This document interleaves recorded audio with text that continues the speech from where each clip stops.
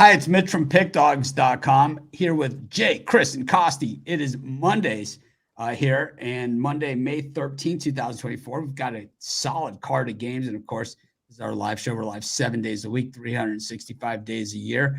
You know, I don't copy a lot of people on a lot of things. Usually we go with our own ideas, but I think I am going to copy them today. One of the things that we've tried it in the past on this show, but we haven't really followed all the way through on it, that I know they do on some other shows, is they do a poll. But instead of doing like the poll like everybody else does, I think we're going to do a pick dog style poll. So today's poll, to start things off, and I'll list the poll in just a bit, is is going to be we'll just do one or two a day, I think is the way to do it. So like today, I think a pick dog style poll would be, you got Sixto Sanchez, you got Chris Sanchez, of course, Gary Sanchez will be starting for the Brewers, and then of course, Dirty Sanchez. Which is your favorite Sanchez? I think that's Chris.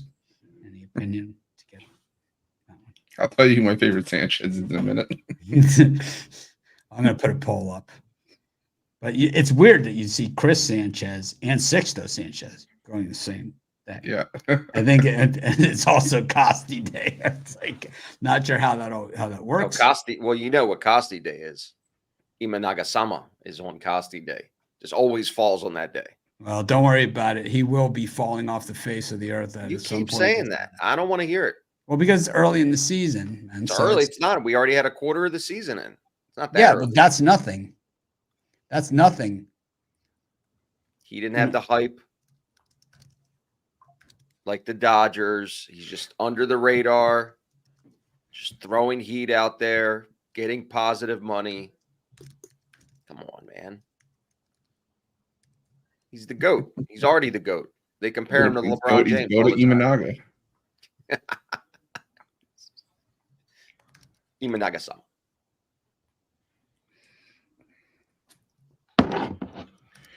We're gonna get Costi the Imanaga jersey. It's a little bit too tight. Not his size.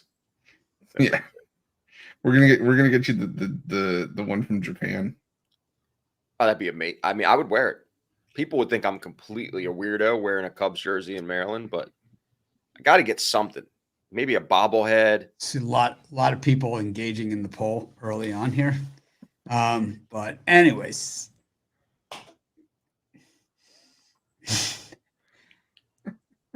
Yeah, I think. Well, this is the thing about Japanese pitchers, and he's not the first. This is what happens to them. Okay, here's what happens: they pitch in Japan on 6 days rest.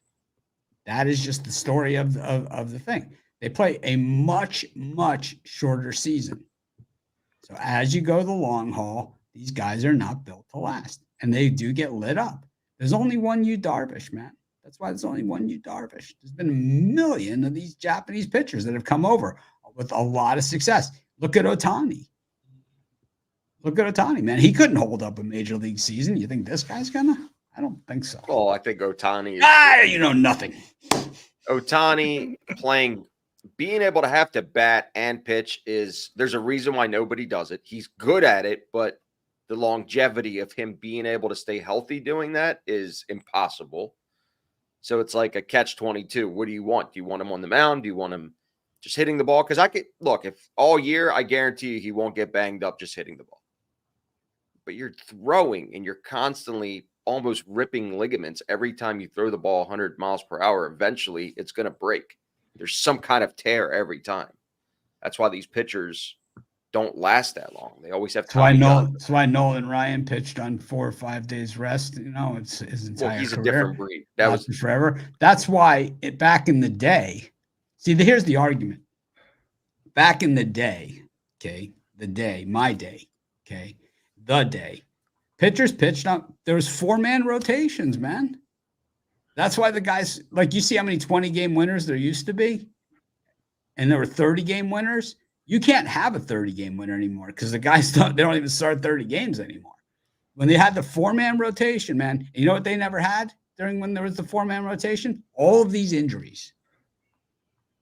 I think I truly believe it's the food. Back then, less processed food. People were able to maintain bone density and just strength was a lot better back then. And now with the crap that's out there, people are getting hurt. All this processed food, it's not good for athletes. So what about like a bag of cheese? What do you think about that? It's good. Costy, choose your words carefully here. Yeah, I mean, like a bag of cheese. You're among mixed company here. I like cheese. Mixed. Oh. What are you guys talking about? I was gonna say, don't knock my bag of cheese, man. Like, what type of cheese is in the bag of cheese? A bag of cheese. The radioactive cheese that they give you with your nachos at the game. What you don't want to do is have Ruffalo cutting the cheese, so you stick with the bag of cheese. Anyways.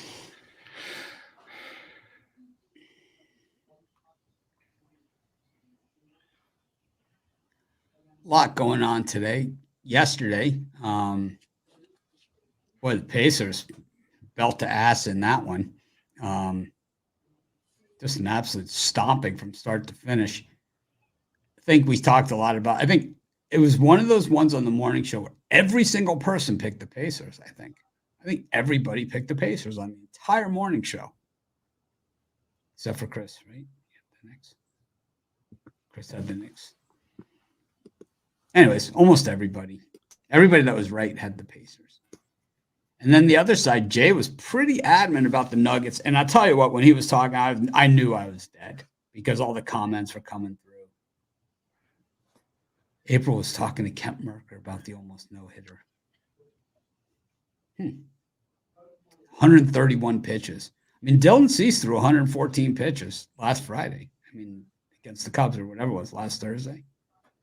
He was throwing 99 miles an hour, 100 in. I think pitch counts are bad, man. I think all that stuff is bad. It's like throwing a baseball is not a natural motion. It's not.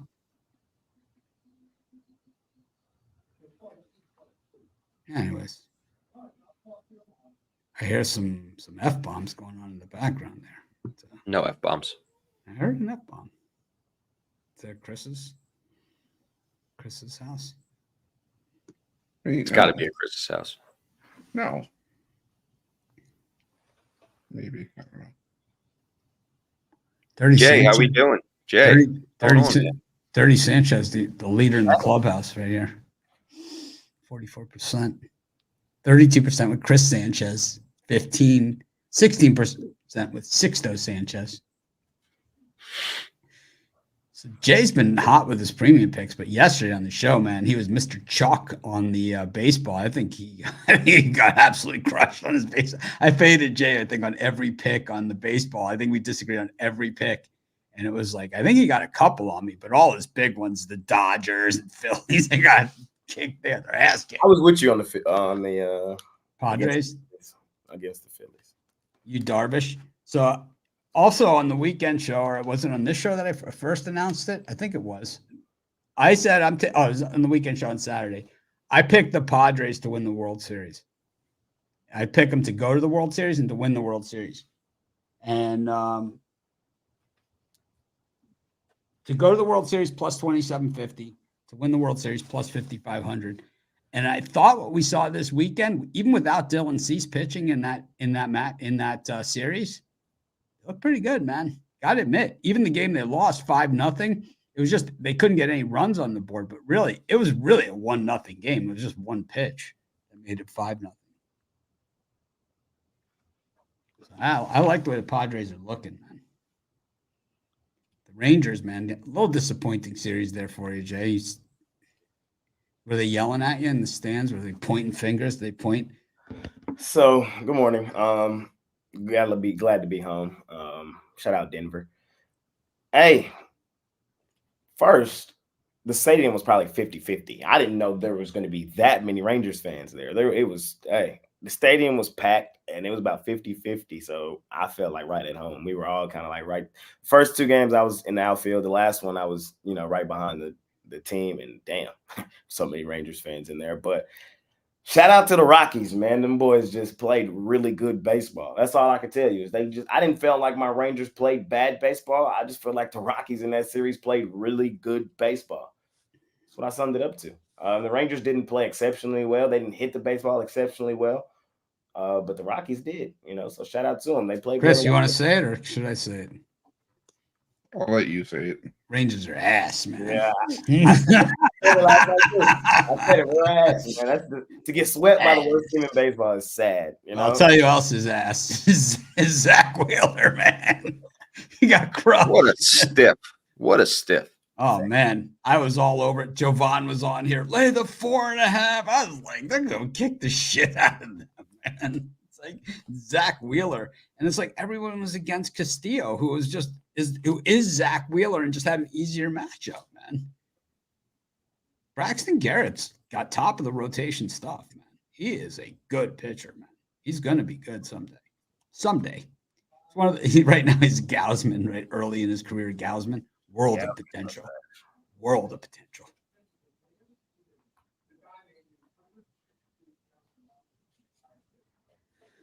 Yeah, the NBA playoffs are heating up now, man. Right? It's like all the series are 2 each, right?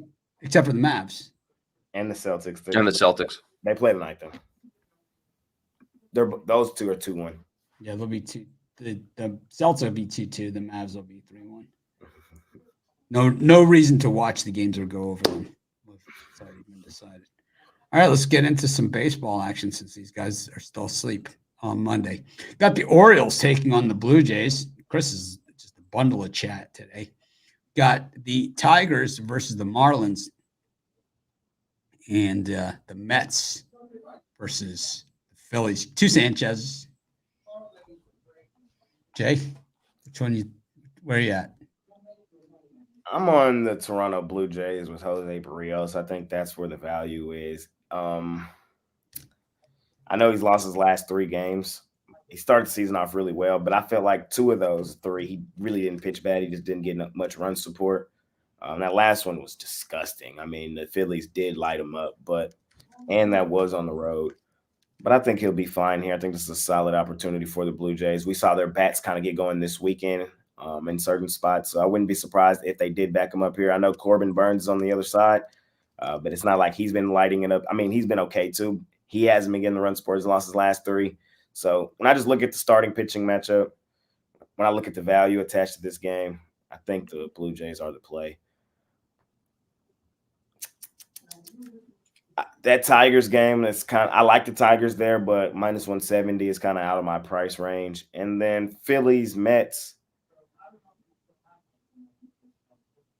I'll lean towards the Phillies there with Christopher Sanchez fading Sean Manaea.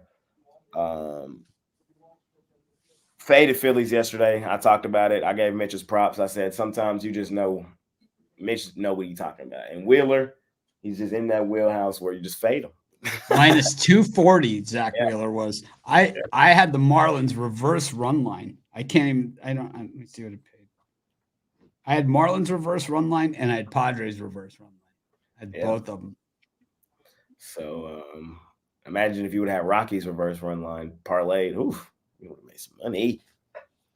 I didn't have a dog in the fight. Yeah, I know. Padres reverse run line was plus 190. And the Marlins, I actually just played them to win at plus 175. Yeah. So I lean towards the Phillies, kind of a bounce back spot. 500 paid 137.50. Not my favorite game on the card, but I'll lean towards the Phillies.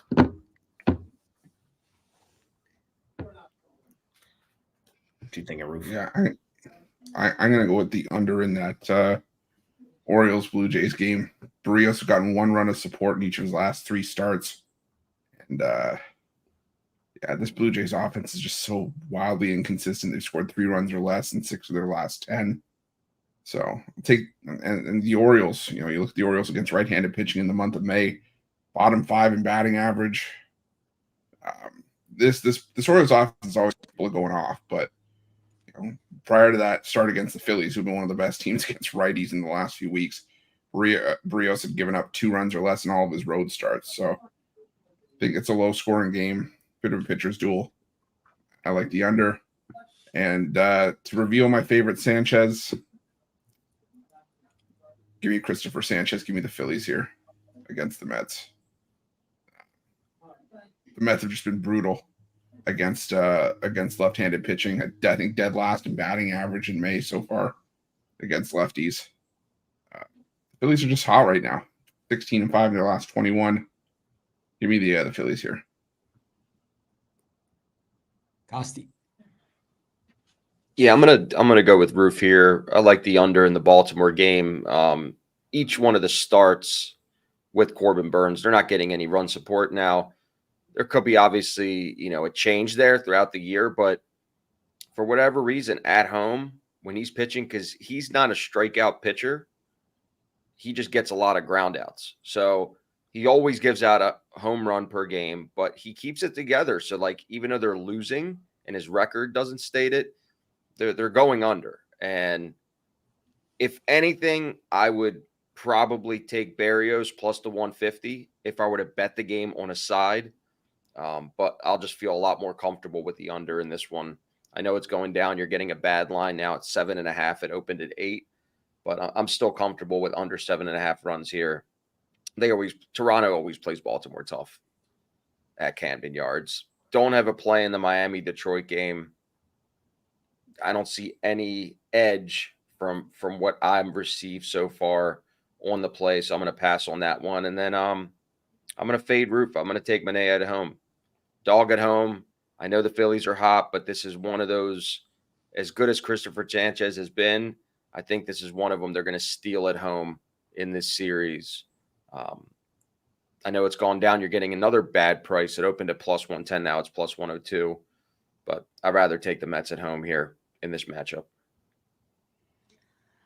I'm going to go with the Orioles here. I'm going to lay the 1.5, 2.5, whatever it is. 2.5, I guess, is what I'll do. It's just the reason why these guys don't get run support is because they pitch out in the number one spot. I mean, how many times do we have to go over this? Pretty much is the way that it works. And, Jose Barrios in pure regression mode with a 6.89 ERA over his last 3 starts.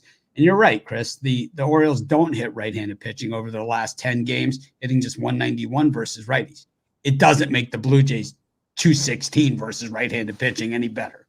I mean, you're splitting hairs at those numbers. And when you get to the bullpen over the last 10 games, I mean, take Barrios 8.69, and you could say, yeah, he got shelled last game, so we could take that game out, kind of like a racehorse. You scratched, the race that didn't make sense in the form, right? Same thing here. We'll do the same thing with Barrios. So his numbers are comparable to Burns, but then you still say, well, here's 2 number 1 starters where the game figures to be a tie game, a low-scoring tie game, or a 1 or 2 run max game when they turn it over the bullpen. Over the last 10 games, Toronto bullpen at 6.75, while the Orioles bullpen 2.21, which is a 1.5 better than their season ERA. So progressing, right? Reverse regression, as you like to call it, from the numbers that they're at, while the Toronto bullpen is at 6.75 over the last 10 compared to 5.15 for the season. So going more than a 1.5 in the wrong direction.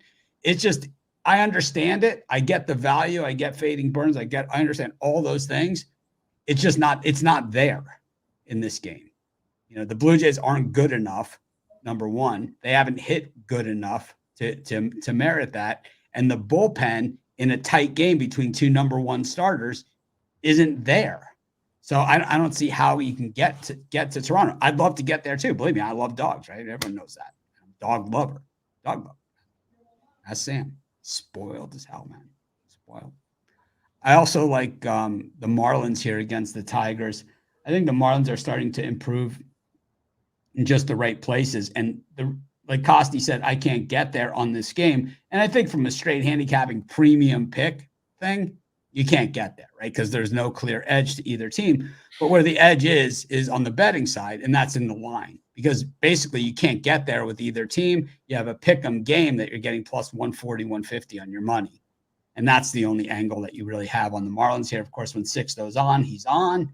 When he's not on, but he can throw 150 miles an hour. That's the beauty of 6, though, is he does have 106-mile-an-hour fastball. 100, I think he's been clocked at 107, man, like the fastest there's ever been. He has that kind of stuff, but he can get a little wild too, just a bit outside. So I kind of like that. And Manning has really never been the guy that they thought he was going to be. So I think that he's susceptible to the Marlins, who are playing a lot better baseball. Man, I had to take the Phillies about twice a season. I mean, really, 3 times a season. People say, never take the Phillies, never take the Celtics, never take the Dodgers, never take whatever. I'm trying as hard as I can to take the Mets in this game. I'm trying my ass off because I can't stand the Phillies. Everybody knows that. I think they're overpaid, underperforming, all those kind of things that I hate about baseball and professional sports. But I can't get past the Chris Ruffalo, which he alluded to, just didn't get into the nitty-gritty of it, is that the Mets have been just a disaster against left-handed pitching. They're hitting 108 versus lefties over the last 10 games. I am not even making that up. That is the number. This is one of those things, right? Don't bring an opinion to a data fight. 108 versus left-handed pitching. I am sorry. Even against Chris Sanchez, I can't get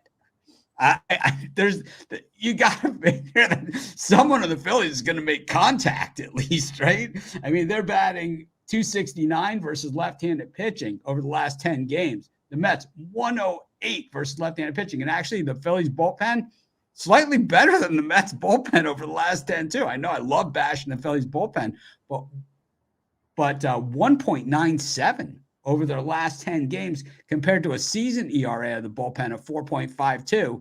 Hey, maybe they're playing above their pay grade there. Maybe just a little bit, so maybe there's room to pull back from that. But at the same time, 108 versus left-handed pitching over the last 10 games. I mean, the season average is 219. So it's not like, oh, yeah, they're going to bust out of it, It's like, that ain't going to happen. 108? I wouldn't bet that would cost these money, man. I'm sorry. Hey, my money's good, man. Almost a 30% strikeout rate in May. I mean, it's in between atrocious and hideous. Somewhere in between. I'm not even sure how you can get there. 108, man. I've never done this on the show before. I want to change my pick. I've never done this before. Can't do it. I've never done it, I swear. I got to change my pick. I had 2 different groups while I've been on the show send me definitely not the Mets, Phillies. So change my pick. Never done it before. I don't know how that's going to go. I mean, I don't have a premium on the Phillies either. I mean, I got nothing because if you see the Phillies at minus 120 in this game, looks like like Bittler. The books are begging to take the Phillies. The public humping up on them. Bittler was also on the Marlins with me yesterday on the show, which was weird. We were like agreeing on a lot of picks. Go to Fenway Park, where the Red Sox always find a way to lose, taking on the Tampa Bay Rays. Got the Braves taking on the Cubs in Imanaga up against Lopez. And the world champion Chicago White Sox up against the Washington Nationals. Chris?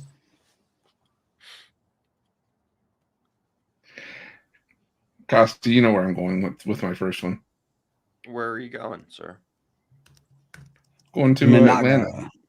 Imanaga. I'm taking Imanaga. I'm taking the Cubs. Until I have a reason to go against Imanaga, I'm gonna keep riding the hot streak. Pitching really well. You want to talk about a guy I think is pitching above his pay grade, Reynaldo Lopez. And the ERA around 1.5. I know the Braves have the better lineup right now, but they haven't been the same, dominant Braves that we saw at this point last season. They've kind of just been. Lopez was mid-low twos last season. I mean, he has that kind of stuff. He does, but over the course of his career, it's been mostly, the bloated ERAs and. Not really, man. Not really. What do you have? Okay, 2 points. If these are all small sample sizes, 66 innings, 65 and a third. 61 games, 2.76 ERA. But in the years where he was used mostly as a starter, 3.91 over 32 starts, 5.38 over 33 starts. And it looks like the Braves are going to use him as a starter, not just a long relief arm. So I think there's value here getting right now the best pitcher in the National League at The plus best money. pitcher in the National League is Chris Sale, and it's not even close. Nah, It's not even close. And Dylan Cease you're right. is It's not. second. You're right. It's not close. It's Imanaga. Have you looked at Chris Sale's numbers recently? Have you looked at Imanaga's numbers lately? Let's see what he's got. He's got 43 strikeouts and 41 and 30. Chris Sale has like 70 in 41 innings. Man. Chris Sale's numbers are like way bigger, way better than this guy. He's given up 3 home runs. I think Sale's maybe given up 1 or 2. It's like Sale's numbers are way better than this guy. He might have a better ERA, but Sale's numbers are way better. And his numbers are on the back end, while Sale's numbers are increasingly getting better. I would take Chris Sale right now over him any day of the week. It's not even close. Chris Sale looks like all-star Chris Sale, like Cy Young Chris Sale. You're just not paying attention. He's pitching tomorrow, so you can bet him then. But if you look at Chris Sale's numbers compared to Imanaga, Chris Sale is far and away the better pitcher. It's not even close. It's Chris Sale is 52 strikeouts over 42 and a third. He's given up 4 home runs, but those were all early, right? He hasn't given up a home run in games. Last time out, 6 hits, no runs, 6 hits, 1 run, 2 hits, 1 run. All of his runs and everything that he's given up were in his first 4 starts of the season. His last 3 starts, man, he's been way better than Imanaga has been. Way better. Way, way, way better. 10 strikeouts in his last outing versus the Red Sox. 9 versus Seattle, 6 versus Guardians, 7. Filthy. I mean, Imanaga last time out, 8 strikeouts, 7, 7, 5, 4. He's a fool. Just saying. You're a fool for following him. Just saying. Sale also gave up 5 runs in 7 innings to the Marlins. Where Imanaga hasn't had a start where he's allowed more than 3 runs this season. Don't worry, Chris. It's coming. Okay. Well, until it does, I'm going to keep riding with Imanaga. I'm going to take the Nationals here. Right.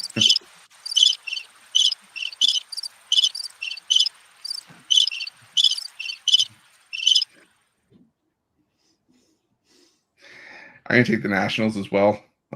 Never thought I'd consistently back the Nationals with Trevor Williams on the mound, but he's been the most profitable pitcher in baseball. You're up over $800 backing him in backing the Nationals in all of his starts this year. It's a sub-2 ERA. The White Sox had a great series over the weekend against the Guardians, but still one of the least potent lineups in baseball. Chris Flexen's having a nice start as well. He's on a nice run his last 3 starts as well, but I just trust the Nationals lineup more. I trust Williams more in this spot.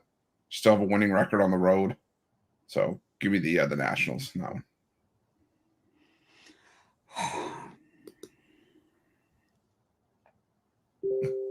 Costi? Oh, you already know where I'm going with this. Imanaga-sama. This is one of those games that this is the one game the Cubs could steal out of this series. I know that the Braves have only lost 4 games at home. But overall, and I'm with Chris. I think it's the regression is going to come to Lopez, and Sama's pitching hot right now. He's getting the bats to back it up. I also like the under in this game as well. I think it's going to be a pretty good pitching duel, but I would rather be on the dog side of a pitching duel than be on the favorite side. And it come down to, tied in the 8th. I'd rather be in plus money rather than laying a big number at home. It's just not worth it. The 50-50 games, I'm always going to favor the dogs.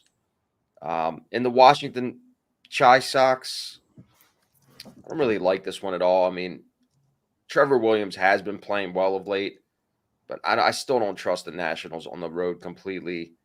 I have no opinion on that one whatsoever. And then Milwaukee, which I won't bet it because it's a bad bet to lay the run line at home. But the algorithm favors statistically for Milwaukee in this one, but I would never bet it just because it's Okay, minus good. 140. And also it's not in the slot, which is just It's not. No, it's not. Oh, Boston, Tampa It's Bay. Red Sox, Rays, it's White Sox, Nationals, and Braves. I was Cubs. wondering if Mitch or I were going to get to you first. Boston at home. Yeah, that's the problem. I'm going to fade Tampa. The problem you have with that Pirates matchup is that it's just not even We haven't not even in the slot. Like it's just not even close, to be honest. All right. For me, Rays over Red Sox, this is about as easy as it gets. The Red Sox, I think they've lost 6 in a row at home against American League East teams. So I think even when you look at the numbers, everything is pretty even. In baseball, I think this is the time of year for me. And if you watch my daily videos, which I know hardly anybody does, but if you do watch my daily videos, what you'll start to hear is me talking about more the subset and kind of like regression and all these things that we talk about every season, because we have enough data now. It's not like the beginning of the season where momentum means as much and all these things. It's just kind of like everyone's like, oh, man, can you believe they lost yesterday? It's like, yeah, I knew they were going to lose because the Mets bat 108 versus left-handed pitching, man. It's like they're probably going to get no hit. I mean, at that rate, right? I mean, there's a higher likelihood of batting 108 versus lefties. There's a higher likelihood of them getting no hit if he can go the distance, right? So there's like a 90% chance of them getting no hit. Anyways, this Red Sox Rays thing, the Rays own the Red Sox. 35-16 in the last 51 meetings of these two teams. They hate their guts as well. The Red Sox have won 6 of their last 8 at home, but 0-6 versus the AL East. These pitchers come in very, very similar over their last 3 starts, right in the mid to low 3s. Eflin slightly higher, but the Rays certainly hitting significantly better versus right-handed pitching than the Red Sox, who are batting just 200 versus righties over the last 10 games, a 40-point drop over their season average. The Red Sox bullpen has performed slightly better than they have over the season, with a 2.48 over the last 10, while the Rays 3.13 bullpen ERA. And this is why Jay is kind of getting on the Rays here and kind of getting a little confidence, because the Rays bullpen is coming around. 1.7 runs lower ERA over the last 10 games in their season average. So they're starting to shake off that early season jitters and become the Rays that we're used to seeing, the inventors of the bullpen game. I just like the Rays here. I like stability. I'm going with Ronaldo Lopez. Speaking of stability against Imanaga, I just think, there's a reason the Cubs are a big dog here. Because the books are just begging for action. The line's moving in that direction, that the books are still looking for even more action if they can get it. Whatever they can get on the Cubs, they're just begging to get it, because the line on the Braves just keeps going higher and higher. I would have been there earlier with a premium pick. I probably would lay the run line with the Braves. The Braves are a team that's known to rise to the occasion against the big guys in the big spots. That's what they do. They undress people. And I expect Imanaga's ERA to be significantly higher after this game than it is going in. This will be the normalizing of all. The Cubs lineup doesn't really have that to do it. Braves 13-4 at home, as Costi said, and the Cubs 11-11 away from the friendly confines in Boys Town. The White Sox, as I've said before, and I'll say it again, Chris Flexen is the man. He's large and in charge out there. He's taken his game to a whole new level, and he's carrying this team on his back, kind of like the way Luka does in those Mavericks games when they really call upon him, the way that Jason Tatum doesn't do for the Boston Celtics. It's kind of like everything rolled into one. I think what Jason Tatum should do is maybe watch some film of Flexen, and he could probably learn something here as to what it takes to take your team to the next level and to take your destiny take your team's destiny into your own hands. Because Flexen, while he's not known for his overpowering stuff, his ERA in his last 3 starts down to 1.69. Just, He knew his game wasn't where he wanted it to be. He made himself better. Meanwhile, Trevor Williams has an unsustainable 0.6 ERA coming into this one, 1.96 ERA on the season for Trevor Williams. Let's just say, I've seen Trevor Williams. I know Trevor Williams. I've bet against Trevor Williams many, many times over the years. These numbers are not Trevor Williams. I'm taking the other side. I'm taking the White Sox. I'm taking the Red Sox against the Rays. You're foolish and lack vision. Yeah, I know. The Rays, though, I was riding them at home. That's where they play well at home in the Trop. You kind of had to look at who they were playing now back out on the road. I think this is a Red Sox dub right here. Comfortable at home at the crib. Cutter Crawford's had a really nice season. I've liked backing Cutter Crawford this season. Eflin, yeah, I don't trust this guy. I don't. Especially now on the road. We've seen him lose, his last 2 road starts, including one to the White Sox where he got lit up. The Brewers got to him as well. Home, you can rock with the Rays. On the road, I still don't trust them. I'm back to fading their ass on the road.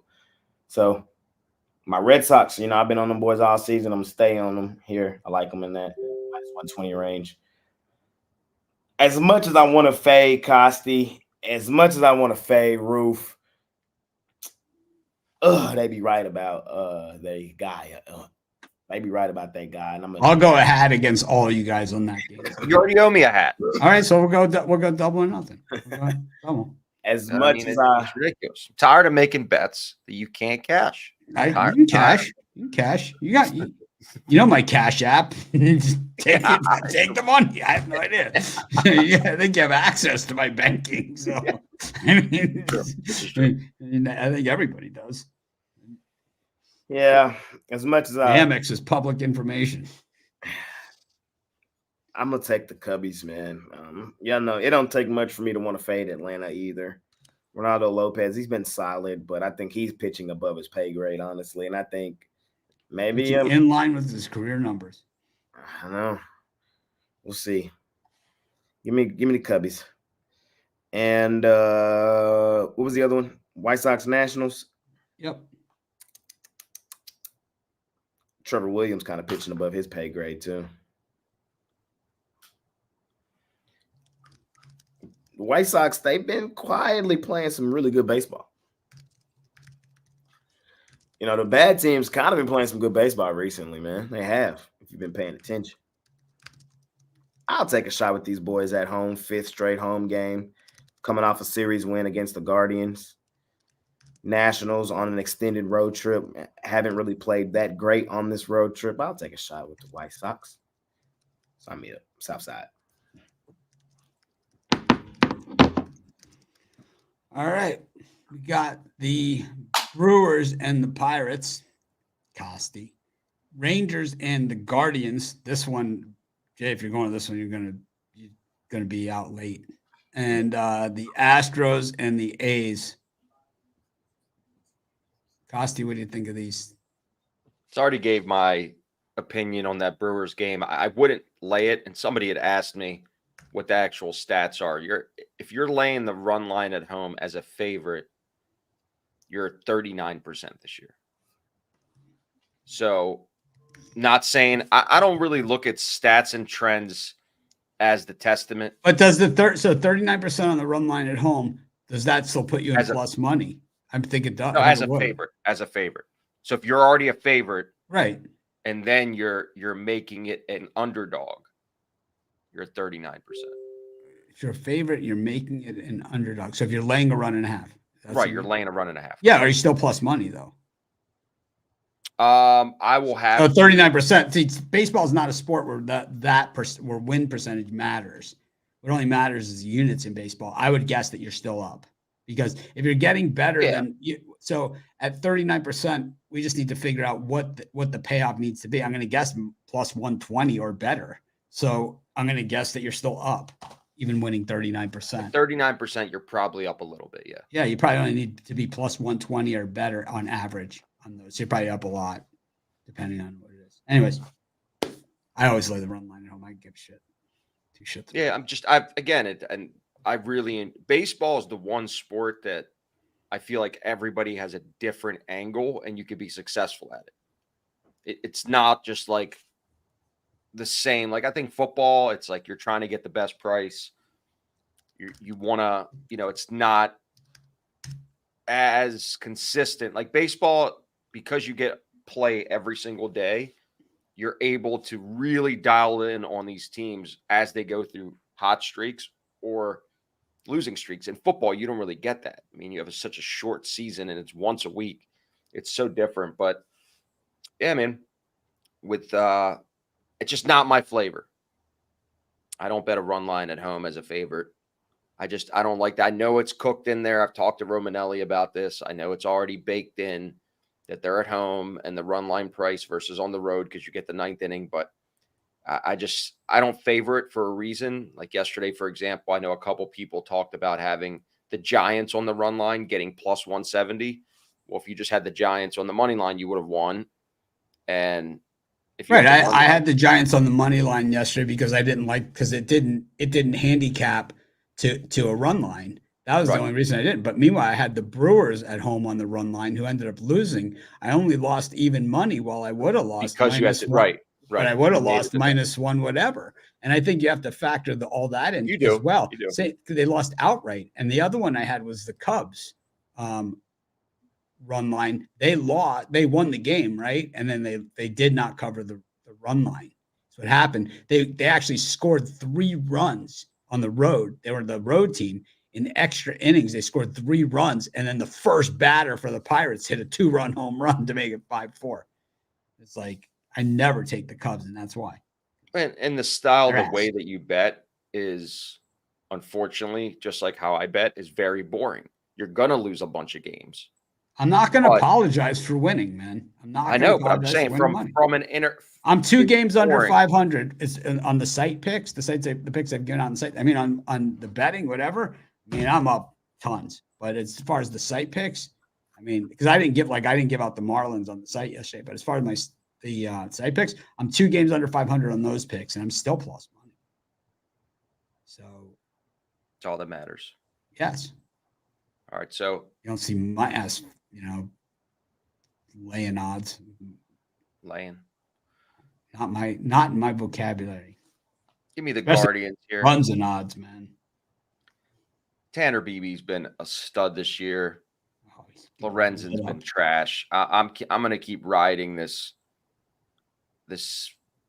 opposite bandwagon of Texas getting obliterated.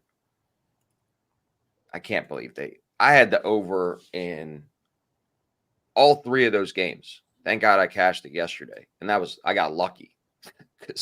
There's no lucky, man. I'm just saying that even cash one of the 3. It's like in years past, if you're up in the Rockies and you're getting under 10 total, like it's one of the biggest sucker bets out there. I know, Coors Field overs. But everybody knows that. This is all a quant system. It wasn't just me blindly betting. It was you betting it, but it's okay. It was you. We know it. Everybody knows it. It was you. Chris, do you think it was Costi, or do you think it was some kind of system from outer space? It might have been Costi. They were all dead to begin with. Is this the part where they eat their own bodies? Is this? It's coming out this summer. Another season. You're gonna watch it. I'd love to walk back to the cabin, but I ate my foot. I needed a snack after. Did you see that they're trying to build this skyscraper upside down, like hanging from a meteor? It's like suspended from space. The tallest skyscraper ever. I'm like, what is going on here? Like, how did we get there? Who's got time for that, man? It's like people say I talk too much, man. It's like came up with that idea. I'm playing golf this weekend. My GPS watch goes, you might not be working because of the cosmic storm over the weekend. GPS may not be available. That's the reason the Rockies didn't go over on Saturdays because of the cosmic storm. I'm blaming it on that. Just blame it on that. Not the fact that Texas has no bats whatsoever. I think Jay, anytime he goes to any game, he's batting about 220, right? Like a 225 average right now when you go to games. Nah, it ain't that bad. Rangers, I'm like 50-50 because it's just baseball. 50-50 Briggs. Yeah. The Mavs, it was bad for a minute, but I think I'm like, I'm pretty well there. And then the Stars, I'm cashing with the small Stars. sample size with the There's Stars. also 0-1 in boxing matches in Vegas as well. Small sample size with the Stars. We need to see a bigger sample size before we make that. It's like go to a boxing match with Jay, and it's like you're all excited that you have a good chance to win, and then the other fighter comes out of the corner, and Eminem's leading them out. It's like, yeah, this is going to be good. It's like about to pick Dog's UFC fighter with the we might have you might have a fight soon that we got to go to. All right, I'm ready. You might got to come out here to the.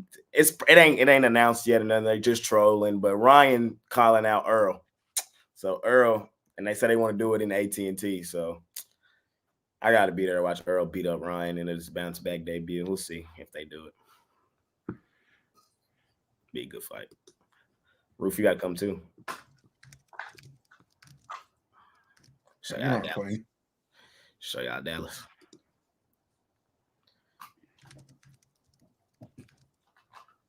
Get you the best barbecue you ever had in your life. There's your challenge. That was the other thing I took away from being at Coors Field. Their food in there is ass. I'm sorry. Terrible. As a Rangers fan, man, I didn't know how good we had it. God, I got news for you. The food at most places is bad. I mean, in most cities, like San Diego, like when you go to visit San Diego, it's like known for all this stuff. It's like food stinks there, man. It's terrible, man. Yeah, I was terrible. I was not impressed with the food at the ballpark. At the Rangers ballpark, we're spoiled, bro. We got everything in there you could think of, literally. Best thing I probably had there. I went to 3 games, so I tried multiple things: hot dogs, bratwurst, chicken tenders, pizza. I tried it all. I just wanted to give it a try. The best thing was probably the chicken tenders, and you can't really mess up chicken. Ballpark chicken tenders. Did you get some? You can't mess them. You can't mess them up. You get Pellegrino. No, I did not get no Pellegrino. No. All right. I only got a half hour. I'm gonna have to leave the show early, but if we don't make it. But anyways, we might make it.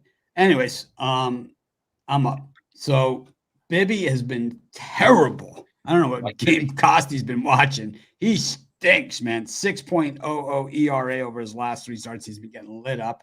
Meanwhile, Lorenzen 5.62 ERA over his last 3 starts.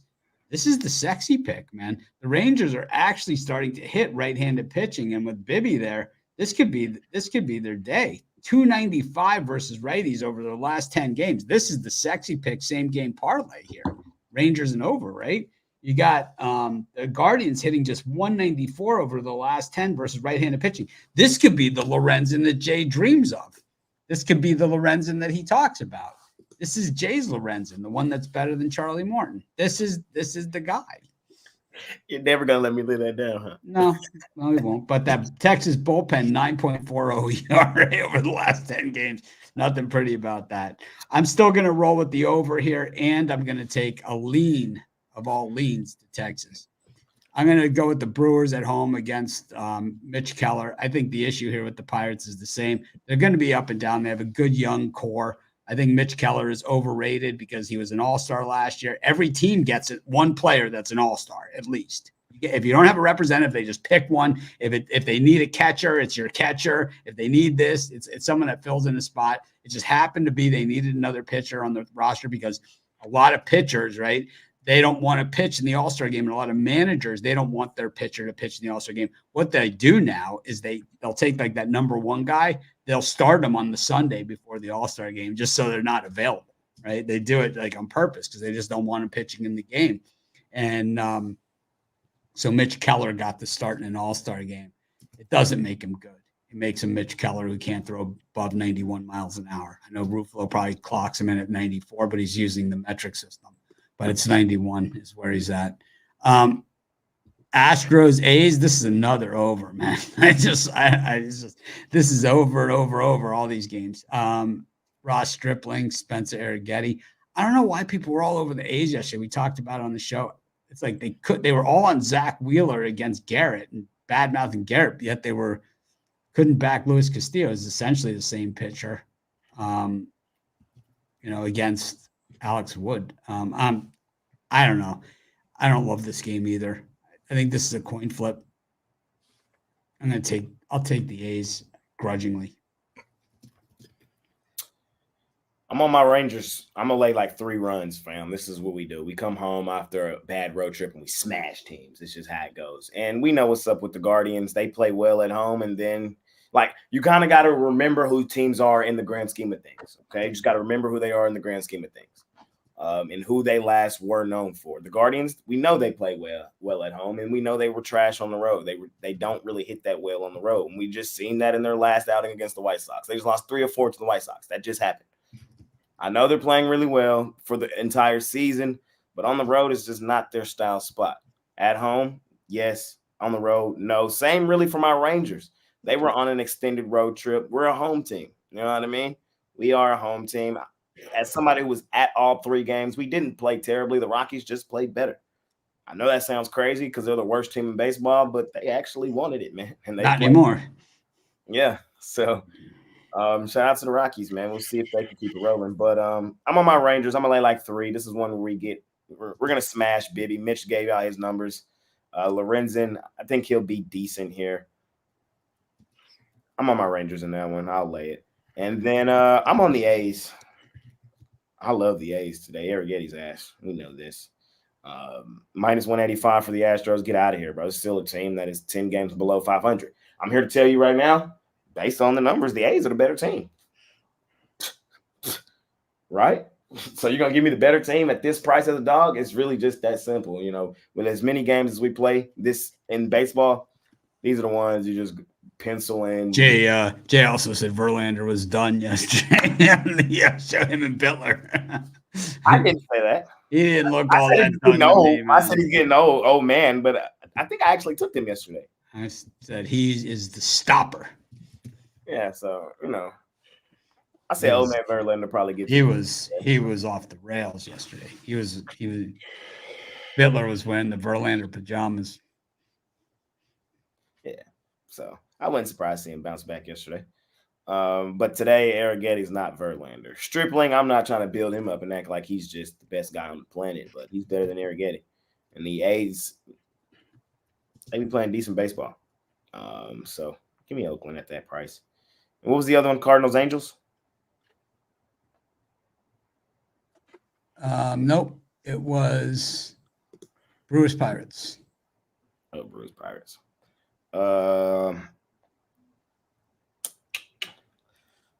I'm on the Brew Crew. They're just like the Brew Crew are the Pacers, fam. You just got to believe in them and take them. It's kind of just what it is. The Brew Crew are the Pacers. How about the Hawks winning something yesterday? The Hawks with the number 1 overall pick in the worst draft in NBA. I think it's a good draft. It's just not a top heavy draft. Right. So it's not the best draft to have the number 1 overall pick. Chiefs Ravens opening night. Costi. I know. You're going to Vegas. You're going to be in Vegas for that game. Getting there early. I get in on Wednesday. Yeah, because I'm going to be staying Wednesday to Sunday. Me and Chris will be watching it. Jay's not coming because he hasn't got his tickets yet. Jay would be like, it's like, why are we staying at what's the Excalibur? And everybody else is staying at good places. Circus. Why are we at the El Cortez?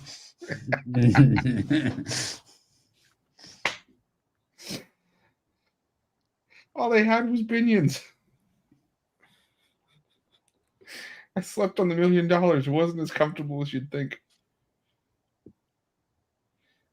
Yeah, the only one I have here is the Brewers. I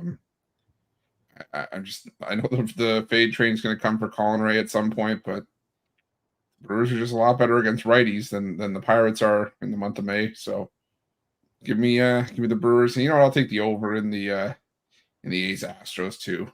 I think we could hit this over in the first 5 innings as well. Arrighetti and Stripling are both terrible, so give me the over.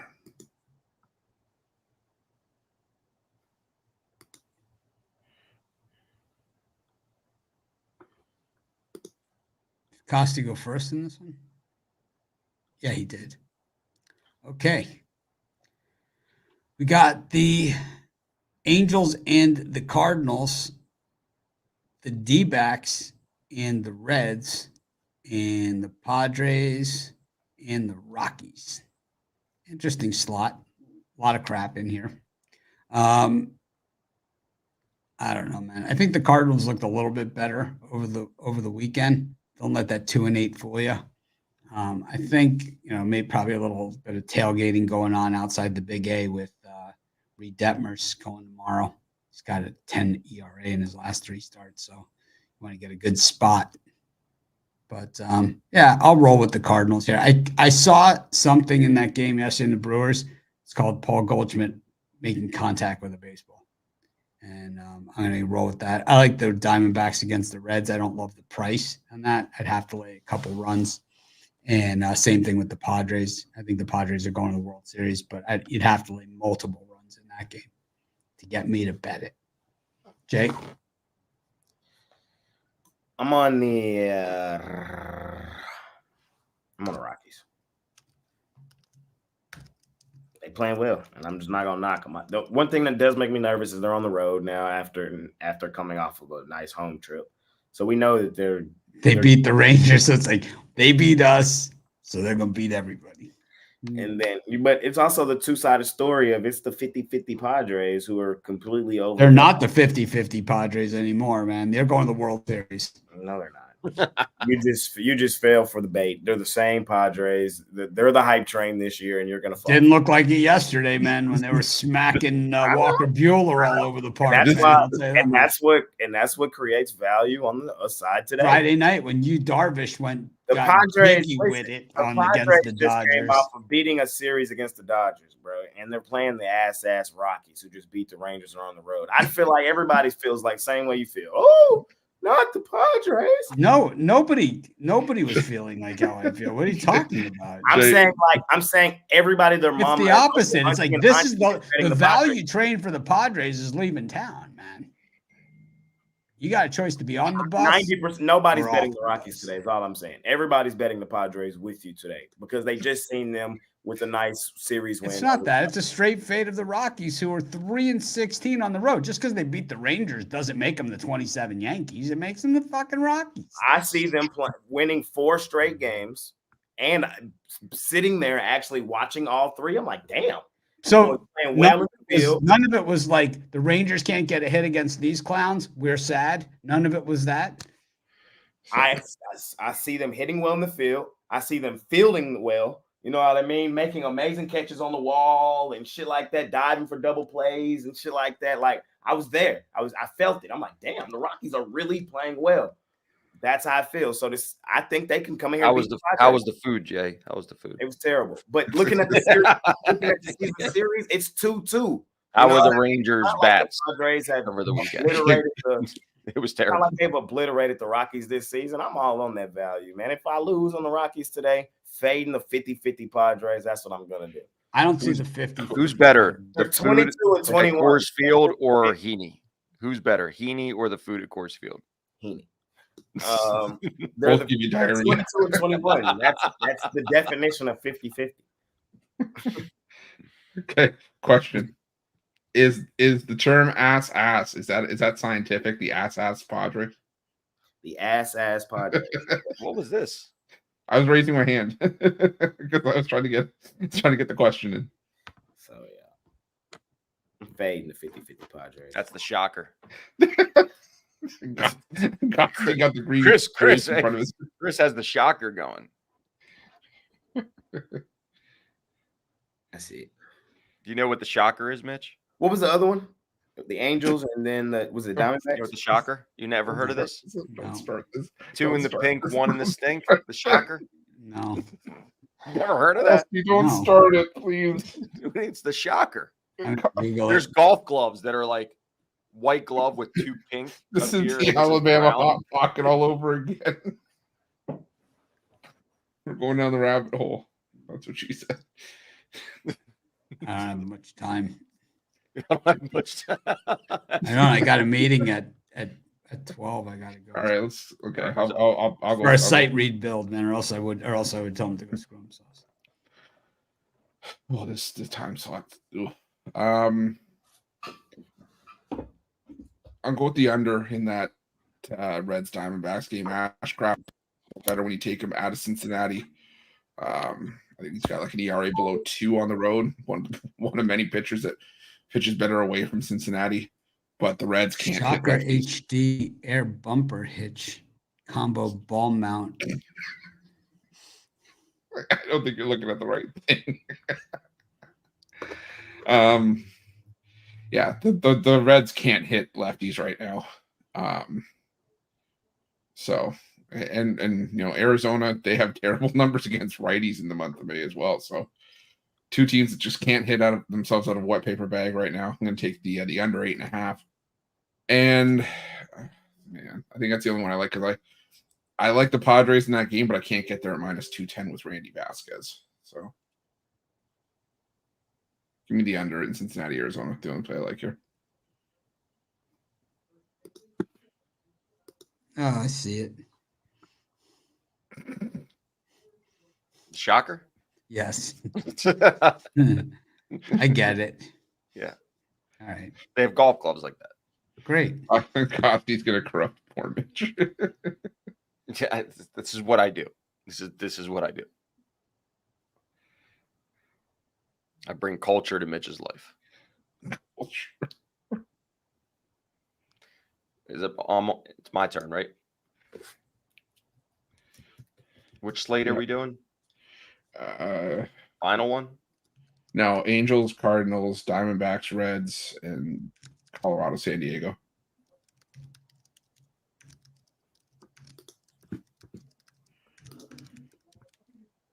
I don't have an edge in the St. Louis Angels game. If anything, I would take St. Louis on the road. Angels are ass. They won 5 games at home this year. They're just a sinking ship. And if you can get a short price on them, blindly almost, with a team, St. Louis can get it done. I don't love that one by any means. Arizona, Cincinnati. I got burned with Cincy yesterday. I won with them over the weekend. They broke the losing streak. But I also won't lay 154 with Montgomery at home or the run line. It's a nasty, nasty game. And in the Colorado-San Diego series, give me the over in this one. Colorado stinks on the road. I don't even want to take. They've only won 3 games on the road this year. This isn't going to be the game, but San Diego's definitely overvalued right now coming off that series. They are a really good team, but I can't stomach taking anything -210 with Randy Vasquez attached to it. So give me I'll do the over in that one. Over the 8 runs. All right, Jay. Mariners, Royals, Giants, Dodgers. My guy, Jorge Kirby on the mound.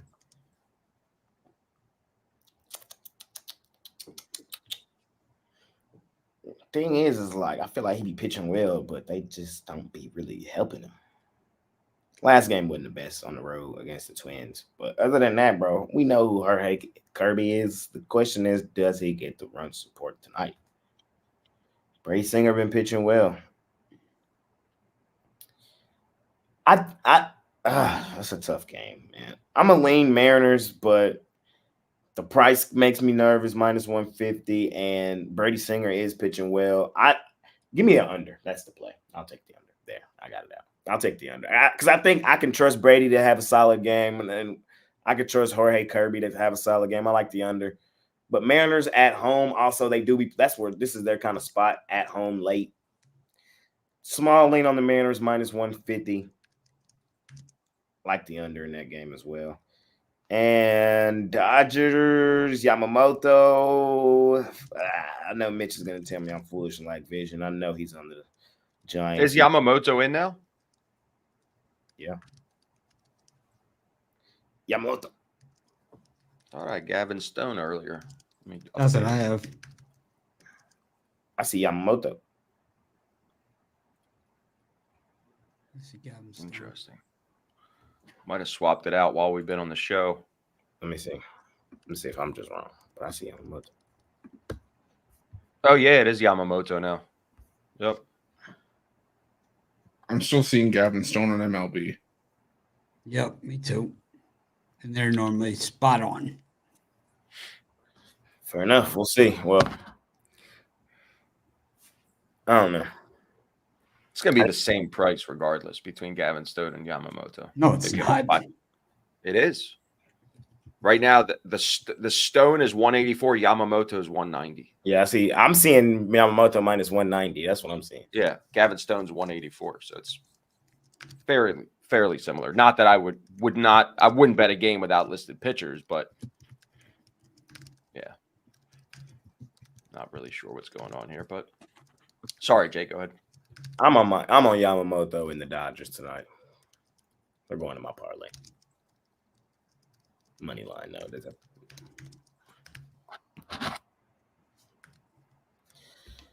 I got him. Don't worry. I'm gonna take the Royals here. Just take a shot on plus money. I just think it should be closer to a 50-50 line. So getting plus 125, plus 130 with Brady Singer. And this Royals lineup that has been slightly better against righties than the Mariners have been so far in the last 10 or so games. Take a shot with the Royals here. I like what I've seen from that weekend series. Seattle's going to be a tough series for him, but I think this is a good shot for him to get a win with some nice value. So give me the Royals. I'll take a shot on the Giants. Maybe the under the play as well. But I don't know, plus 155. Jordan Hicks, he can keep the Giants in the game. And I don't know. I just don't feel it. Even if it's Yamamoto, Gavin Stone, whoever, I don't know. I just don't feel like they should be this heavily priced. They should be probably closer to minus 150, minus 155. I ain't gonna lie, man. Yamamoto numbers is like that. They like that. So I think they are. The Dodgers are 12 games above 500. The Giants are below 500 baseball team. That's what they are. Yeah. I don't But it's one of those series where even 4 games below 500, they not playing well. And Jordan Hicks is ass. Well, first off, Jordan Hicks is an ass. I mean, the dude could hit 100 with regularity, and he hasn't been getting lit up like other starters in that rotation. But even though it's the Dodgers have been pretty much owning this series, they've won 8 of the last 10. 2 of the 3 meetings earlier this season were 5-4 games that were decided late. A lot of these games have been 1-run games. These two teams are usually competitive when they face off. And look at Jordan Hicks. Sure, he gave up a couple. He gave up 4 runs in 4 innings against the Phillies, 3 runs against the Rockies. But I said the Dodgers. I don't know. I can't get there at this price, especially if it's Gavin Stone or Yamamoto. Like I said, I think it should be closer to minus 155, minus 160. So fair. Fading you. I'm just going to line though. Hey, I'm just going money line. So I'm a square. Make it quick. Kansas City, 50-50 game. Is the wind coming in? No wind in that game. Not too worried about the Seattle win. Not yet. It's not the time. Not the time for it. Wrong time of the year. Right now, it's pretty calm out there. No wind. Kansas City, 50-50 game. I'll take Singer. They've been playing well. I know Seattle is winning more games than losing at home, but I don't trust George Kirby. As good as he is, he's not getting run support. And Kansas City's been putting together some. Who? What? Who? Woo. Not who. Not who. Woo. But who? Who did you say? It's Jorge. Get it right. It's Jorge. He's not going to be Jorge until he's getting run support. Sticking to it. And the Dodgers San Fran game won. No part of that game. No part. You love Jordan dogs. Hicks So is if complete. Costi doesn't like the Giants, that means that I don't feel it here. I just rather lay off. There's plenty of games to bet. I have 9 games that I released already on my Telegram channel, and the Dodgers San Fran. Oh man, I got 8 minutes. I'm it. That's it. All right, Royals, Giants. We move on. We knew you were taking the Giants. You love, Of course, I'm taking the Giants. I love the Giants. You love Taking the Cavaliers versus Celtics. Jay, Donovan Mitchell not present at shoot around. I say get in now, man. Get in now. It's really not even that complicated, man. When the Celtics have won here in the postseason, just look at it, bro. They air out teams. So unless there's 2 ways to play this game, you either take the Cavs money line or you lay the points with the Celtics. And personally, I thought the Celtics were going to sweep them. Unfortunately, don't look that way. since the Cavs won a game, I mean, that's yeah. Does him being at shoot around mean a whole lot? I don't know. It's the playoffs, so you know what I mean. Maybe I don't know if he's that hurt. I'll update y'all later, but he wasn't at shoot around right now. I was on the Celtics with or without him. 9 times out of 10, he does play. I'm laying the points with Boston. They've been that dominant. The line would have gone to 11 if he wasn't playing. Like I said, I'm just reporting the news, man. I'm just I understand it's what Twitter news. It's the actual news. He wasn't at shoot around. From Twitter or something. Yeah. Okay. Twitter's actually really good for news. I don't know. Hey, I'm not going to argue with him. He got 8 minutes. Twitter is straight garbage. I agree. I tell you, I was in a room with 4,000 social media, like prominent personalities and social media managers, and not one person said Twitter was their go-to social media. Not one person. And again, we've had this argument. Depends on what you're going to it for. If you're going to it for the monetization, then you're 100% right. But if I'm going to it for news and information, it clears all the other ones out of the water. Because people with a fake logo and a fake name can just put whatever they want. It's real-time information that you can't really get. So is Costi's Telegram. We're talking strictly injuries. Guys at the arena. I'll tell you. It's also good is the team's webpage. Anyways, Chris, what do you think? Yeah, I think I got to go with. We know you're going with the Celtics. No, I think I got to go with the under here, and I'm probably going to go with Jason Tatum's point total under 28.5. I mean, he's just not hitting that number. He hit 33 last game. Sure did. I know, but like now okay. But when was before that? When was the last time he did it? I told you I was going for 30 that game. They laughed at me. He's in that mode, man. I wouldn't be there, Roof. I don't know, man. I wouldn't be there. I'll do it. All right. 11 times out of 10. Consistently putting up point totals is not what he's done in the postseason. But it's like, do you want to continue to see that happens? Like the best players in the playoffs get better as it goes on. Like we see it. Exactly. That's why I'm going with his under and his point total. I don't think he's the best Celtic in this series. Oh my God. All right. If we're looking at a total of 20, if we're looking at a total of 28.5, that was the first time he's hit that point total this playoffs. Oh man, you guys are boring me to tears. Anyways, we'll speed this up. Give me the Celtics. Easy money. They're not back at home. If they were back at home, I would be a little worried coming off a win, 2 wins, whatever it would be. That's where they usually fall flat on the road. The writing's on the wall. Donovan Mitchell could score 35 and they could still get blown out. Garland is ass. Mobley is ass. Strus is ass. Tatum all is these ass. guys are fair, okay, mediocre, but that's all they are. If Jaylen Brown and Tatum keep doing what they're doing, Derek White and all the support players on that team, like I said, they're going to coast to the finals. No. The East is so bad right now. They're going to coast to the finals. So, and I like the under as well. They usually do really well on the road, covering the under. So, I will take the under and the Celtics. No. Taking the Cavs money line. Jason Tatum coming off the worst 33-point performance in the history of the NBA. He was a pathetic 11 of 25 from the floor, 2 of 8 from beyond the arc. Basically just chucking it up because he's sick of reading all the headlines about how soft and pathetic he is. Look for the Cavs to just go nuts, man. And win. Going to be like a bunch of wild Indians, man, as they said in Shawshank. I'm telling you what. I like the Cavs here money line. Take it back to Boston, 2 games apiece. Go to the next game, Mavericks and the Thunder. I've got 3 minutes, so I could go first. I'm going to take the Mavericks in this one.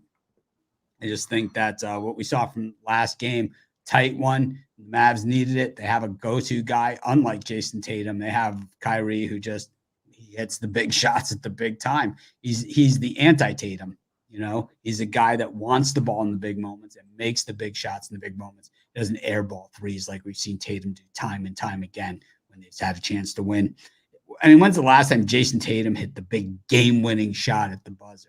It never happens, man. He has the most points ever in a game 7, bro. Like, stop, bro. Y'all be trying to act like he just not him. He's him.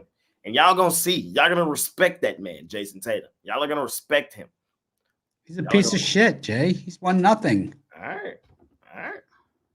He's won nothing. But the Cavs have. Like, stop it. Like, there has to be a worthy opponent on the other. In the game 7, he's had the most points. Which game 7? Ever. Which game 7? Against which? Against the Wizards. Philly. The Wizards. 7th game against the Wizards.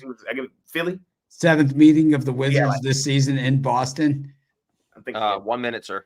1 minute. 7th meeting against the Raptors this season. Is that the game 7 you're talking about? I'm just saying. Scotty Barnes, sorry ass. Oh, Scoot was there for the Blazers. It's like, and the Blazers will be drafting minus 38. I've been having this battle with myself all season long, Drew. So I don't know. We'll see when we get there. Well, Jay's got a plus 300 bet that he had to wait 9 months for. It's called. It's not. You got to put more money in a. You can put more. You can get more. You can get a better bet by putting money in a CD. He also turned on the Thunder buddy really quick. He turned really quick. The worst bet ever. For good reason. 3-0 in the series. A plus 300 futures bet that ties up your money for 6 or 7 for 450. No, he said it was 300. I think it's 450. Nah, it was preseason. Right. So look how long your money's been tied up, man. I know. Basically, if you took the Marlins and the Padres yesterday, you were ahead. Anyways, thanks everyone for joining us. Make it a winning day.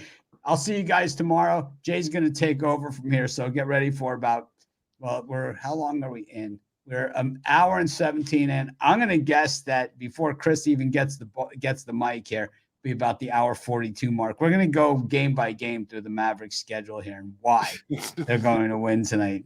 Remember back in game 17 against the Rockets?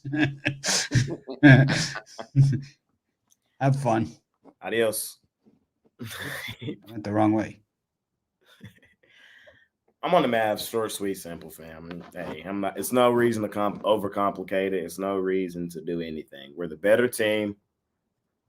We have the more experience. We're at home. And we're going to win this basketball game. Short, sweet, simple. And I don't want y'all to say that I'm a hater or I'm anything like that. I've been consistent as a whistle. It's your fault you haven't listened to what I've been saying. It's not my fault. I have said from the start of this series, Mavs in 6. I said the Thunder would 9 times out of 10 win game 1 because it was a must win for them having the home court advantage if they wanted to make it a series at all. Took the Mavs in game 2 outright in Oklahoma City. We laid the points with the Mavs last game, and we're laying the points with the Mavs here. Mavs in 6. Mavs win the night. Thunder win game 5. Mavs close them out at home in game 6 in the black jerseys. That's how it's going to go. I'm 3-0 in the series until these are my teams, man. These are my 2 teams, my Thunder buddies and my Mavs. The 2 teams I've been locked on more so than any other teams the last 2 seasons. My favorite money-making team and my team. Personally, I feel like there's nobody else on the planet who knows these 2 teams better than I. I just feel that way and in the most humbleness way. I'm sorry. So I say that to say I'm on the Mavs. I think they are the better team. The Thunder lack the experience. This is their first go around. You know what I mean? Same thing like I said about the T-Wolves yesterday when everybody was laughing at me, fam. You have to learn to win in this league, fam. You have to learn to win. Everybody had to learn to win. Even Mike. Mike's first three. That's my argument with Mike. Yes, he was 6 for 6 in the finals, but did y'all forget that he lost to the Pistons before he got to the finals early in his career? That happened. Even Michael Jordan, everybody's GOAT, had to learn to win. So I like the Thunder. I like Shai Gilgeous-Alexander. He had a hell of a season. I like the young core of the Thunder. They're going to be a problem for the NBA coming forward. But the Mavs have guys that have been there, done that. Luka has been to a Western Conference Finals against the Golden State Warriors, who won the chip that season. Kyrie has hit the biggest shot of my lifetime in the NBA Finals against those same Warriors just earlier in the, you know what I mean? So that's how I see it, man. If y'all like the Thunder tonight, take them. Fade me. But I like the Mavs. I think they take a commanding 3-1 lead. Thunder respond game 5. Mavs close them out in 6. Roof.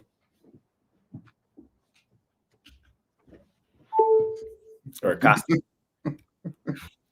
Oh, man. Took a little nap there, but I'm pretty sure Jay said Mavericks. That's what I heard. Is the sky blue? Maverick blue, yes. Yeah, there you go. So I'm with you, Jay, on this one. I think that the more experienced team, Luka having the experience in the bubble when he had that crazy game winner. I'm sure you remember that. Kyrie playoff experience. If they're getting what they're getting from PJ Washington, who has been the X factor in this series, they need that third scorer. As banged up as Luka is, he just shows up every single night. I just don't think that anybody could really. So what I've been seeing from them, unlike in the Minnesota series with the Nuggets, is the Nuggets got punched in the mouth game 1 and 2. They changed their whole game plan. Now they adjusted and boom, it's 2-2. I don't see how they could adjust on the Mavericks in this series. I've been waiting for a correction, and Dort is just not it. He gets in foul trouble. Can't stop Luka. Luka passes the ball well enough, and if the supporting cast is making the shots, this is where the Mavericks are going to flourish. And I've seen enough where Lively is just getting it done enough. And Gafford, where they're getting those offensive rebounds and they're getting it out on the wing for the scorers. And Kyrie, we already know, could take over any game at any point. And these guys are hot right now, and they're in a spot where they're at home again. This is the big game. I mean, usually this is the big game, to go up 3-1, to be able to have that game 6 potentially back at home. And as much as I love the Thunder buddies, I still think they're about a year or two away. They're just not there yet. And laying a very small price at home versus with the Mavericks, I think it's almost a no-brainer. Mavericks for me. Oof.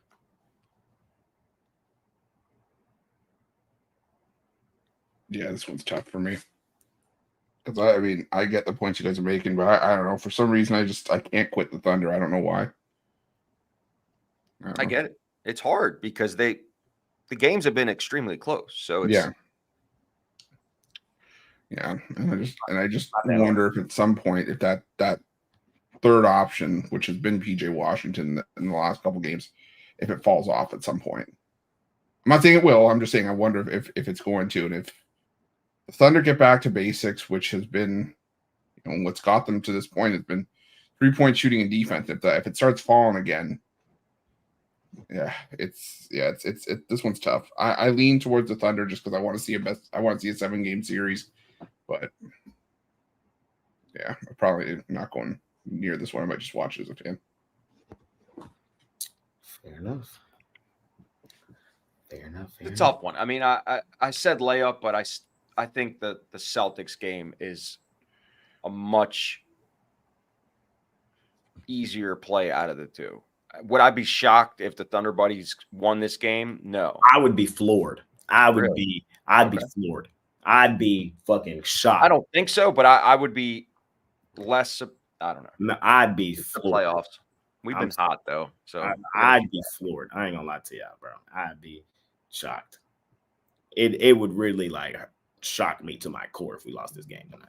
Like the Thunder, this is not their series. This is not the Mavs are the better defensive team. We're physical. Going back to the one game the Thunder win, like you have to look at it like that. The one game the Thunder won, why did they win that game? They shot 24 free throws in the first half. Is that going to happen again? I don't think so. I don't think they're going to shoot 24 free throws again in the first half. That's their pathway to winning. And then here's the other key point. I thought this was the main key point. In that last game, what was the Thunder's approach to try to win it? What did they do in the last minutes of the closing game, knowing that they don't have a closer? They went to the foul game, bro. They went to Hack-a-Shack. They went to Hack-a-Lively. That lets me know everything I need to know. You don't even believe that y'all was the better team to go win the basketball game. You had to resort to that ticky-tack ass Hack-a-Lively tactic, and it burnt you in the ass too. That didn't even work, bro. So the Mavs are just a better team. They're just a better team. Because the Thunder won 5 more games in the regular season does not make them the better team. I want y'all to know that. Just because they won 5 more games in the regular season does not make them the better team. They were the healthier team over the full course of the season. You know what I mean? And they actually had a motive to go out and win every single game. The Mavs kind of were sitting back like, let's stay healthy. You know what I mean? So those 5 games or 6 games, 7 games that separate them in the standings, to me, does not make them the better team. It just doesn't. The Mavs are the better team to me. So we'll see. We'll see. Let's talk some hockey. Man. We got some good hockey on tonight. We got them Hurricanes and them Rangers. And we got them Avs and them Stars. Ruffalo, lead us off, my man. All righty. Well, for that Rangers Stars series, I think the series is over. I think it's a gentleman's sweep here. I think the Rangers close it out in 5. I look at this game. They've all been 1-goal games, but here's the thing. The Rangers have almost had an answer for the Hurricanes in every single game these two teams have played. Come on, Costi. I'm consistent. You are consistent, but give me at least one day. They've all been 1-goal games, but Carolina in Game 4, that was the only time where they've been able to hold off the Rangers. The Rangers are a better version of the Hurricanes, and no one can tell me otherwise. From a forward line, 1 through 4, defense, the top 3 lines. The goaltending room is better in New York. The Rangers are the better team, hands down. The run for the Rangers wasn't going to last the entire playoffs. I think we all probably knew that, but yeah, Carolina just hasn't had an answer. They've let multiple games slip away in this series, and at home, where the Rangers have been one of the best home teams in the NHL, give me the Rangers here, and I think we got a best of 3 brewing in that Colorado Dallas series. If the Dallas Stars can win this game, this series is over.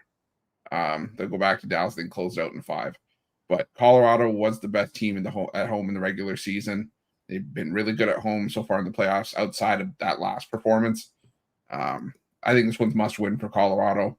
So I'm going to take the Avs here. But like I said, if Dallas wins this game, I think they wrap it up in 5.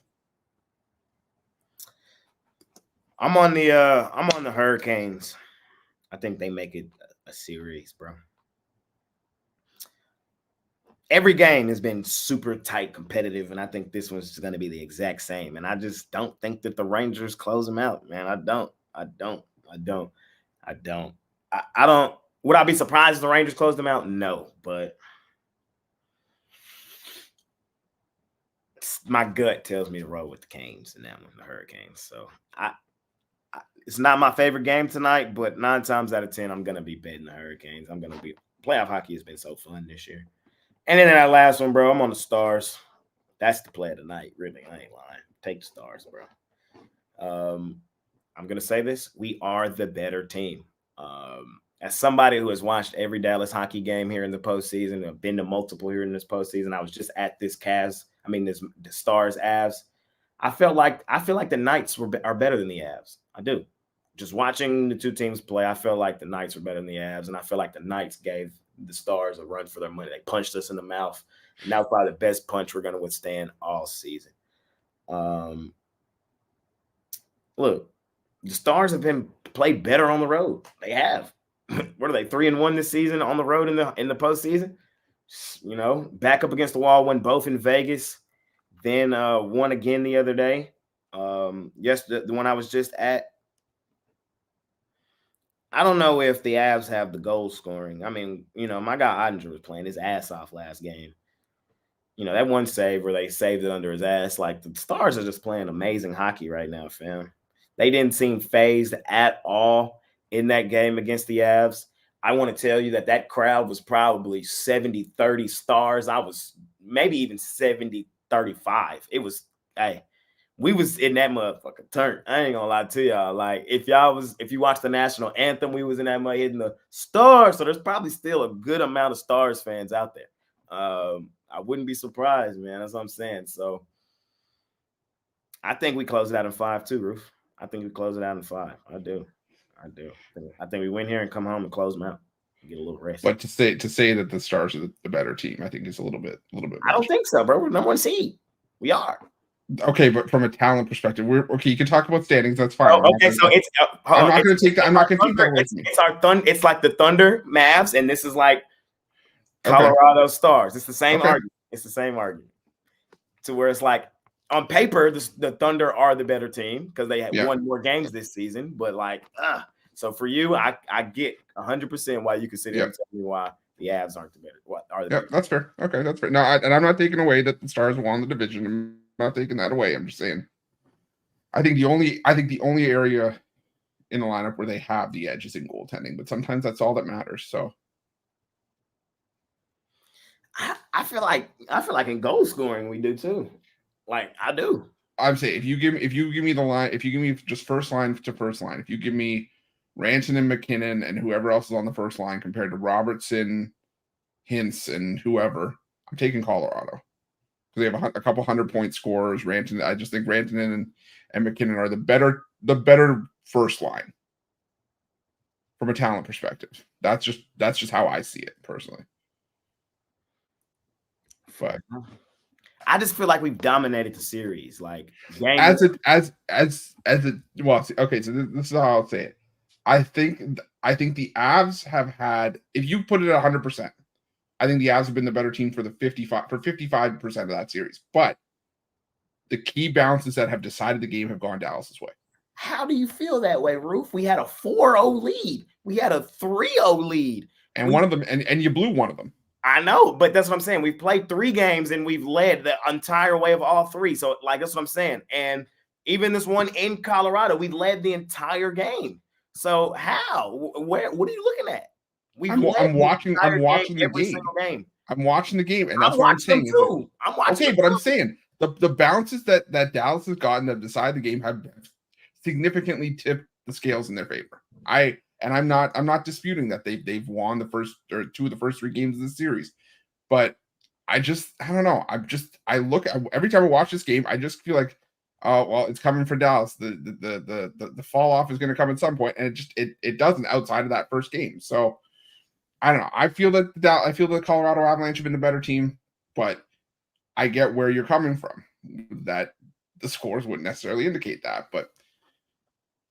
Like that last game, the 4-1 is a little janky. It was way closer than that. You know, we scored them 2 open naters, but I don't know, man. We'll see. We'll see how it shakes out. It's like I said, if Dallas wins this game tonight, I do think the series is over, and I'll give you that. But I don't know. I just think it wouldn't. Now, I would be, like I said, I would be floored if the Mavs lost tonight. I would not be floored if the Stars lost tonight. I would not. It wouldn't shock me. Because, like you said, when you look at the numbers,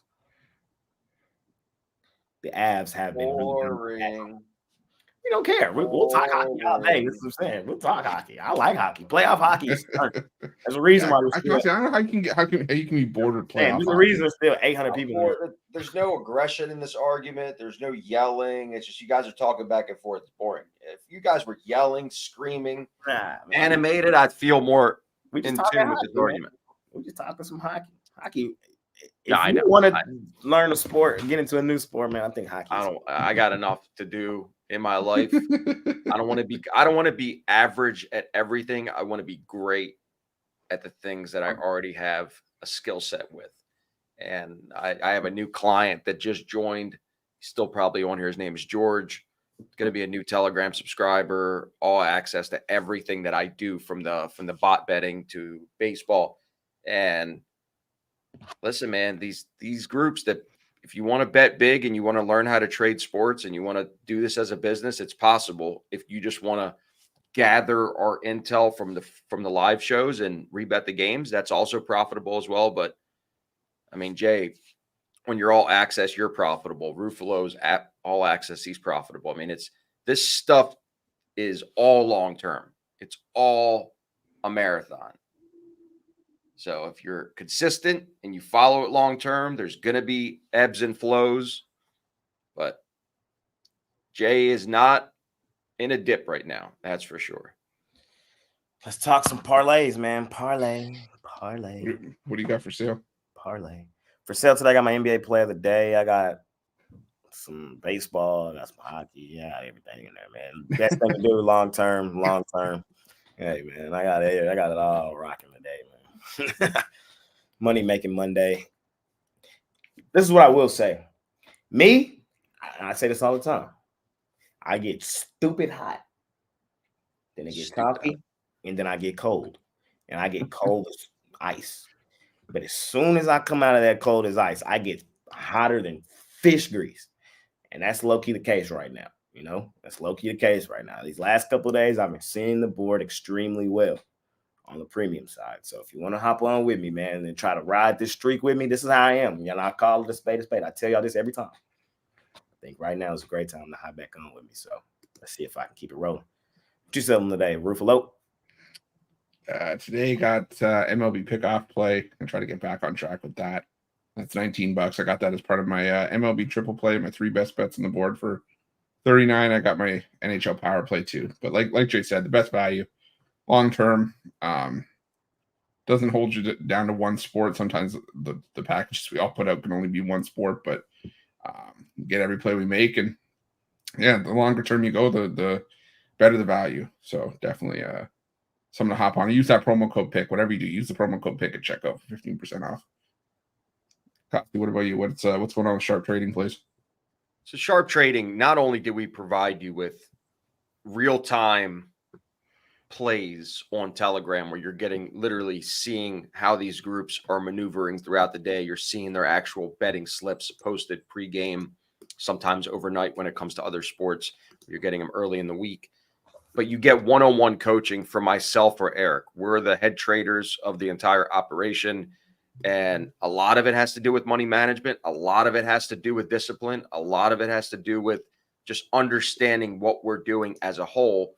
There's no guarantees, one day at a time, 1 week at a time. But if you truly follow the model long term, we always show a really good ROI.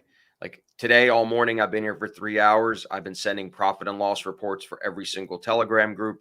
So everybody is aligned on the same page. I'm getting texts while I'm on the show from each client going, mine match up, mine are off by 10 cents on a couple games.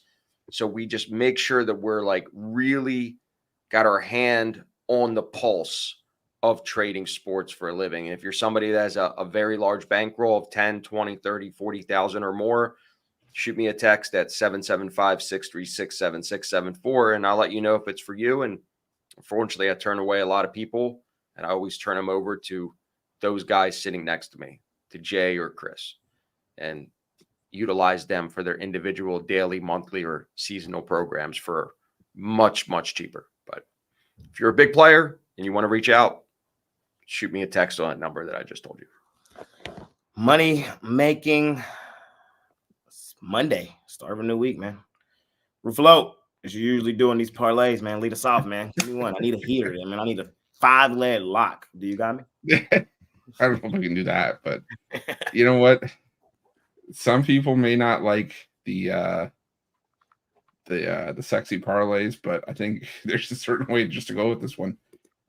Give me the under in the Blue Jays-Orioles, the under in Reds-Diamondbacks, and the over in A's-Astros. Cast. Let me see here. Well, I'll do mine. I have two parlays for y'all today. I got 2 parlays for y'all today. One, we're gonna go baseball all dogs. You know, trying to get some value. We're gonna go Rockies money line. We're gonna go Blue Jays money line and Cubs money line. 3 dogs. I like all 3. We'll parlay them up, see what we got. And then, of course, y'all know what the other one is, man. For the city, Texas Rangers, lay the run line. Dallas Mavs, lay the points. Dallas Stars, money line for the city, man. Come on, I knew it was coming. Costa. Anybody else playing in Dallas that you wanted to just throw into the parlay?